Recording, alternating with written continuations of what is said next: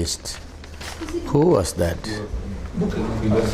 You asked bibliography. Yeah, this is some I have collected because actually I have very few psychology book with me here.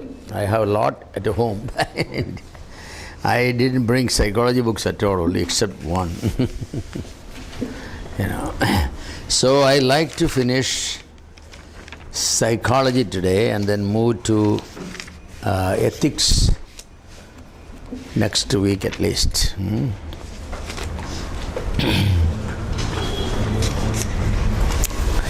So I think we began our discussion on guilt as a psychological phenomenon, or is it a reality in our life? Yes. What is actually guilt? To a psychologist, I mean secular, guilt is simply a feeling of the mind that I have done something unacceptable to the society. That's their viewpoint of guilt. I have done something not acceptable to the society. But to a Christian psychologist, guilt comes because of I have violated something God has commanded, or I have done something that is contrary to God's nature.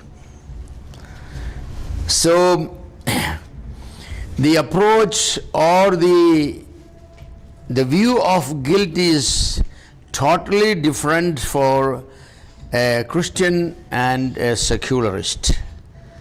Society sets the norm for the secularist. As long as you are living in harmony with the society, there is no reason for guilt. That's what the secular psychologists say.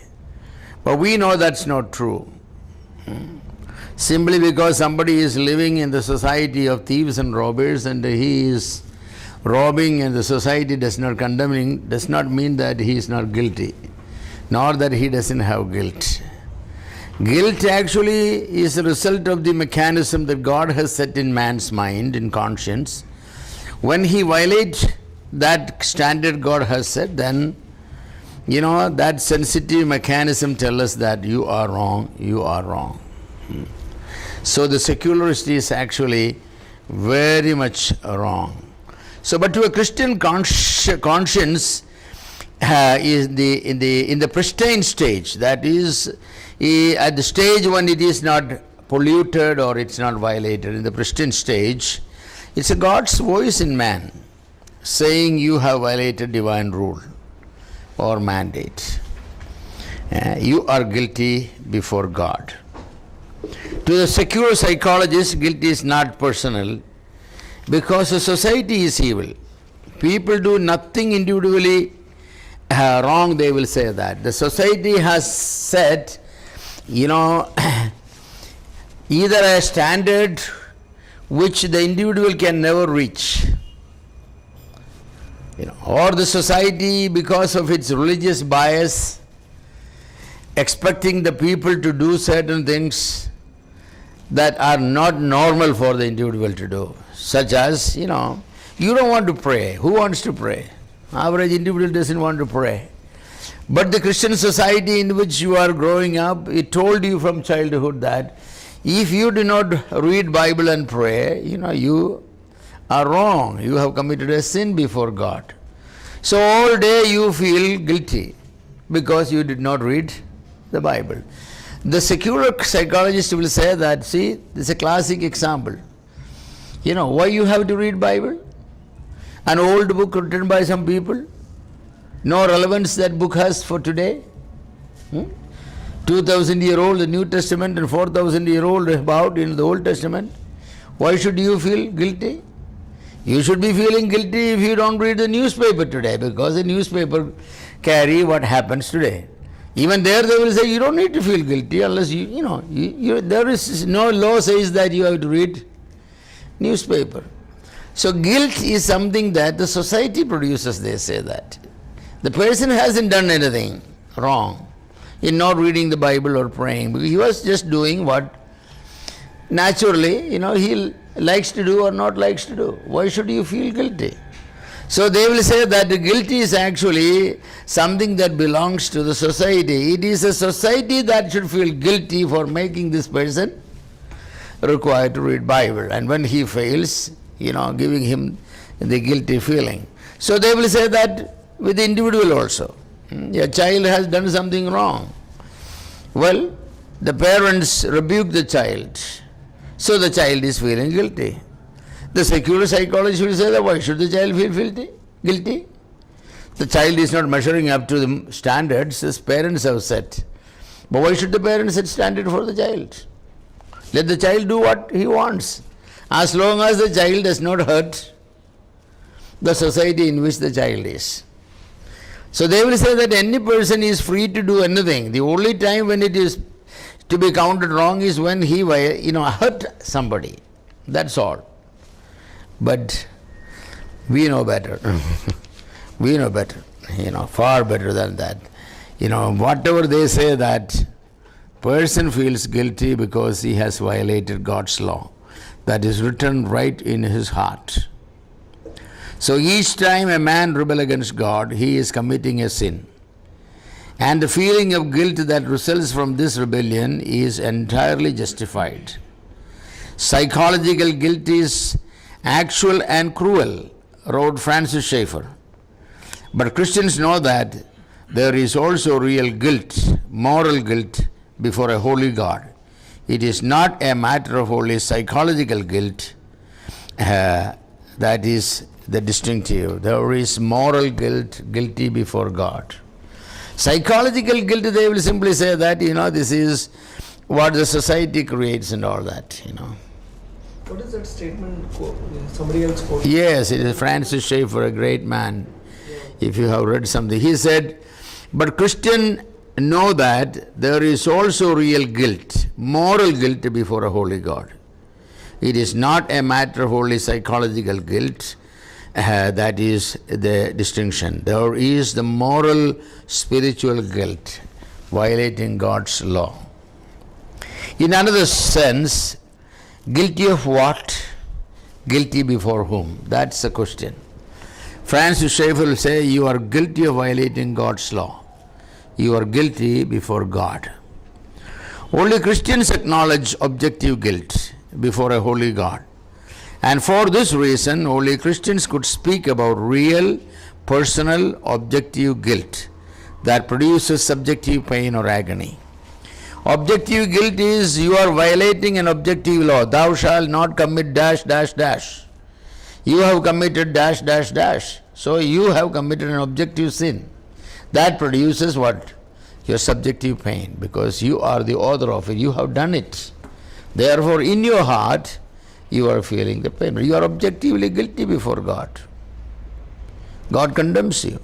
God will punish you unless you get right with God. But for a psychologist, there is nothing called an objective guilt. Because any principle you think you violated has been set wrongly by the society. So it cannot be. It cannot be. When a man breaks moral and psychological principles, rules, boundaries, he is confused because he has feelings of real guilt within himself.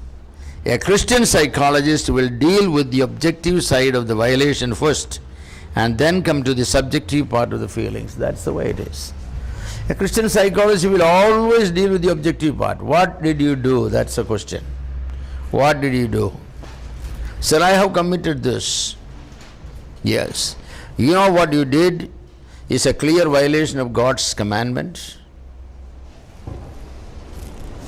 And if you violate God's commandment, then you are feeling that subjective guilt because, you are guilty before God. God has put in every man a mechanism whereby he should feel bad when he violates God's law. The only way you can get right is but getting right with God. You tell God that you have violated, you feel sorry, and find out what is the solution that God requires. It's not as easy as in other religions. In other religions, it's very easy. You violate some law. The story goes that there was a man His name was Kesava. One day he was exceedingly hungry. There was nothing in his home to eat. He looked around what to eat. He saw a dog coming in. It was a real black dog. He hit it on the head and killed it. And, well, he roasted it in the fire and he ate. After eating the dog, he felt guilty. So, when he felt guilty, extremely, he went to the Pujari, the Brahmin Pujari. So the Pujari asked him, what did you do? He said, I ate a dog. So what was the color? It was black. What was the firewood you used? There is a tree in Malayalam called Kanjiram. I don't know exactly what is it, wormwood or something, Yes, he said that the fire I used was wormwood. Well, he said, it's a sin, very terrible sin you have committed. You have to go 7 times to hell. So he said, what's the solution? Well, you make a silver dog and bring it to me. So he made a silver dog and he brought to him. So the Pujari took it and said, Kalina Garuttadanangilum, Kesavan Dinnadanangilum, Kanjiram Vraganangilum, Papamilla, Pukolam. That's all it is, But it doesn't happen like that in Christian, principle. Yes. Kalina Garuttadanangilum, Kanjiram Vraganangilum, Kesavan Dinnadanangilum, Papamilla. Who said it? Pujari said it. Well, that sort of guilt, you cannot get rid of guilt like that.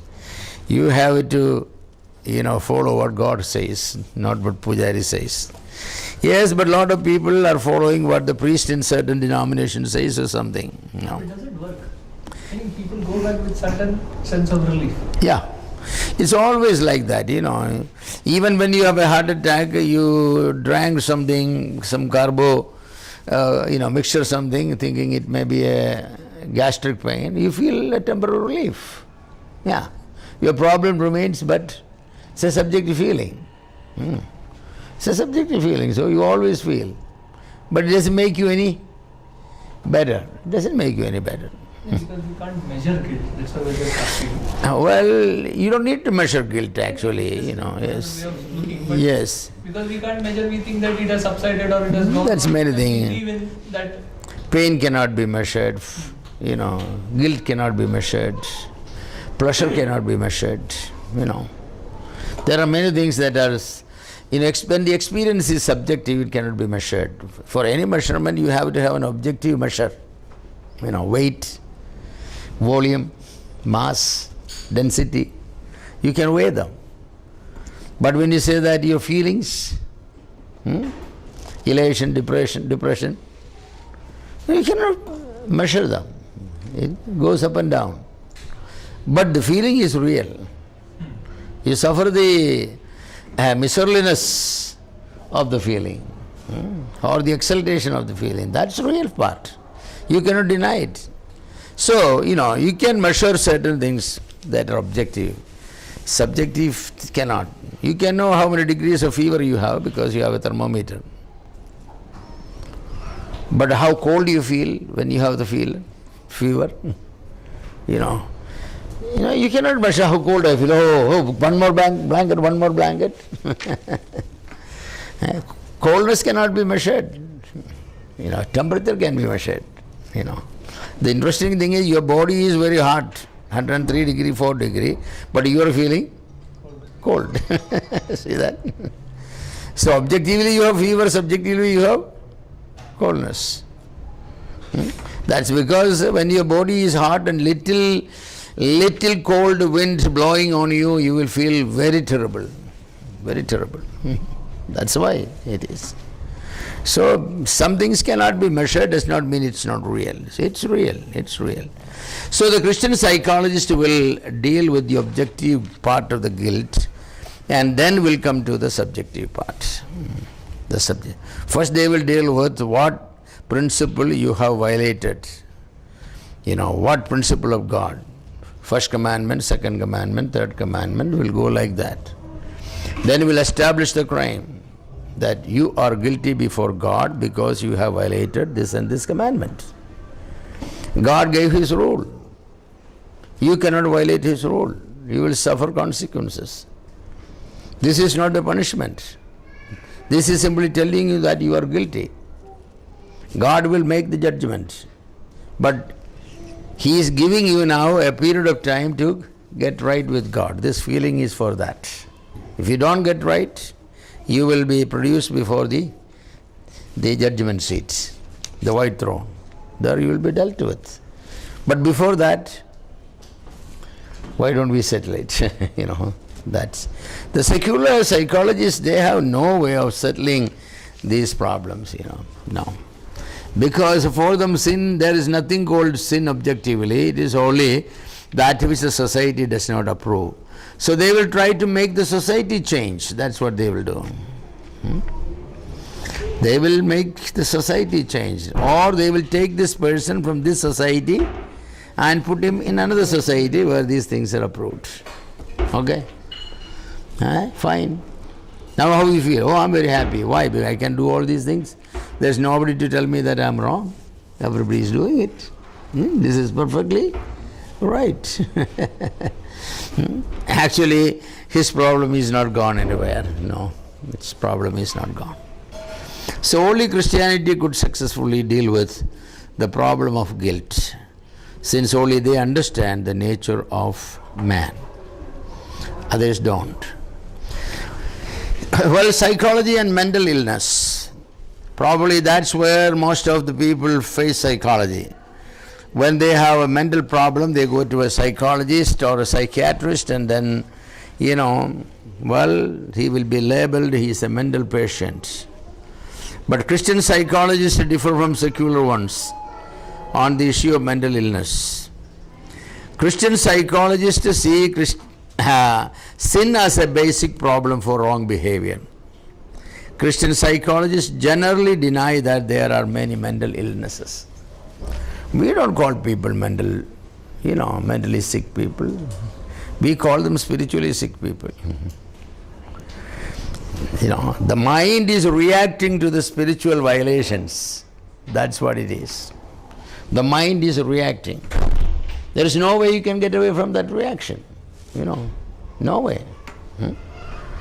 A child has violated the rule of the father. Father told him very clearly that you should not, take certain things on his table, like there are important papers there, all these things, but the child went in and he took those papers and he scratched there and here and all that. The father came, the table is a mess. So the father calls him, what did I tell you? Not to take anything. What did you do? I have taken it. Why? This is the question. Actually, the child begins to feel guilty even before that. He will avoid the father because he knows. See, that's a spiritual problem the child is having. The avoidance is simply the reaction to that, his wrong reaction to the spiritual problem. He should have run to the father and say that, Dad, I have violated the law. Give me the punishment, whatever, because I deserve it. But what child will say that? No child will say that. Because we know the nature of man. If right from Adam and on, man does not admit his, sin unless he is cornered. That's the only time they admit. But even spiritual people, that's the way. It's very difficult for us to admit our problem, our pride, all that. We wanted to justify what we have done. So Christian psychologists, they will really have an encounter. In psychology, counseling, it is called encounter. They say that today I have an encounter session with so-and-so, please pray. The encounter session has to be genuine, real and tough. At the same time, it has to be reasonable because, otherwise that will be the end of the counseling session, if you are too rough. But if you are too mild, your counselor will always exploit you. There are professional counselors. They have gone to dozens of counselors, and they begin to manipulate the counselor. The moment they feel that I cannot manipulate this person, they quit, come to the next one. So he will tell the counselor, doctor, don't you think my problem is this? Exactly. So don't you think that I should do this really to get over it? This is his approach. So very soon he said that, so he said, you came here to counsel me?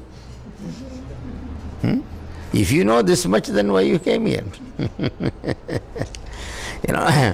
That's where they go, because they have become very professional. They don't want the psychologist to lay their hands upon the real issue. Want to put the blame on the wife when he is guilty. Want to put the blame on the child when he is guilty. Want to play the blame on the servant when he is guilty. On the parents while he is guilty. The neighbors when he is guilty. Very interesting. And so the Christian psychologist will really will have an encounter session. He will let them talk and say that now stop talking the lies, come to the truth. My time is precious. I don't want to hear all these lies. I don't believe anything you said. I know they are not truths. Come on. He needs to realize that. Of course, unless you know for sure what he said is lie, don't tell him. Because that's unethical. And you are not qualified. Most of this people come for counseling, they already made up a story. They already made up a story. And that story will sound very appealing, convincing. Yes. They themselves think if the person will ask this counter question, I have this answer. Yes. So the counselor has to keep listening,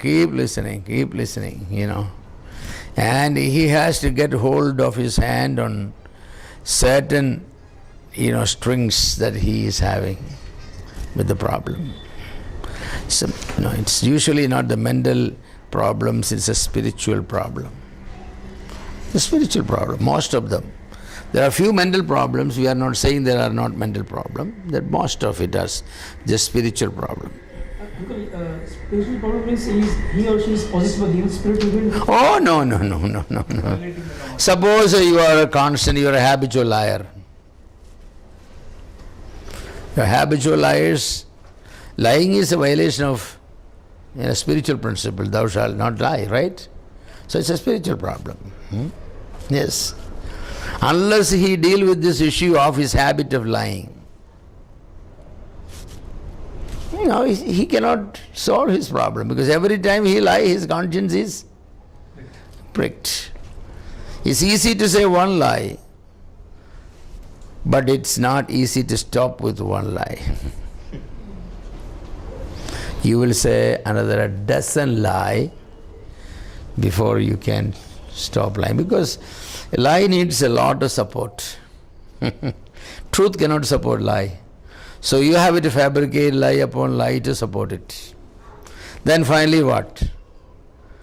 Like your domino playing, the whole piece is falls down. It cannot stand. It cannot stand. So it's a spiritual problem. Sometimes dishonesty with the wife is a spiritual problem. Dishonesty with the husband is a spiritual problem. Dishonesty in money matters is a spiritual problem. Yeah. But the counseling may be making up stories that, sound very, very good. He is a very charitable person. He has been using the money, to help the poor, the needy on the road, the sick, and this. All the while he was using the money for sinful purposes. So he will bring out number of stories. And you need to get, the thing is, when a person is lying, you can add some flavor to lie, but the lie will never sound like truth.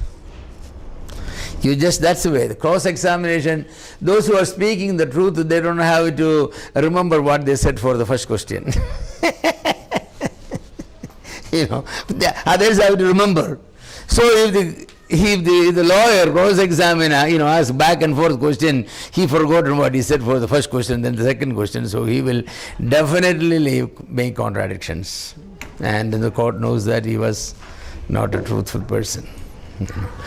Because truth comes automatically. Left and right, the truth will stand. But the lie that you are presenting as truth, it cannot. It cannot. How long it can? So it's easy to say one lie, but it's never easy to stop with one lie. You have to keep on lying. So when you are dealing with the mental people, you first of all wanted to make sure it's a mental problem. The secular psychologists will call it all mental illnesses. And they have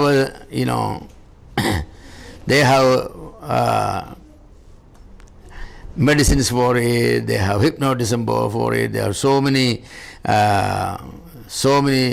sessions for that which are unbiblical. But for a Christian, no. A sin is a sin and it has to be confessed. It can be found forgiveness only in Christ Jesus. And reconciliation has to be made with those he sinned against. That's the only way. So what is mental illness? According to J. Adams, any of you know J. Adams?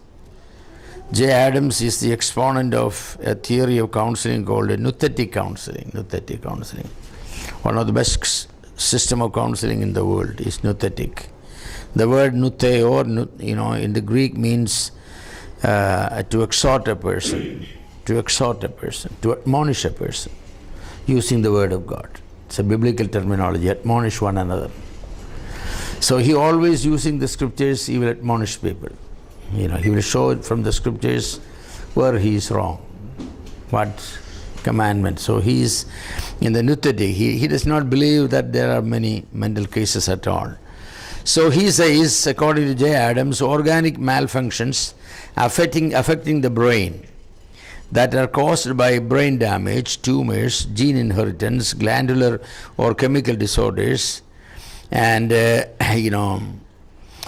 such a few cases are the only cases that we could call mental problems. Mental problems. All the other cases are spiritual problems. All the other cases are spiritual problems. And very few people have these kind of problems, Some people have, but not very many. Most of the people that come for counseling are not mental cases. They are spiritual cases. So he says that every elder or every pastor must be trained to counsel people, handle these things. Because that's what after all Bible says. If any of you sick, let him call for the elders of the church. And then what should do? Let him pray for and let them confess one to another. That's a confession. Confession is always of sin. So that means that more party involved than one. That is a confession of sin. So they are all brought in by the elders and they are encountered.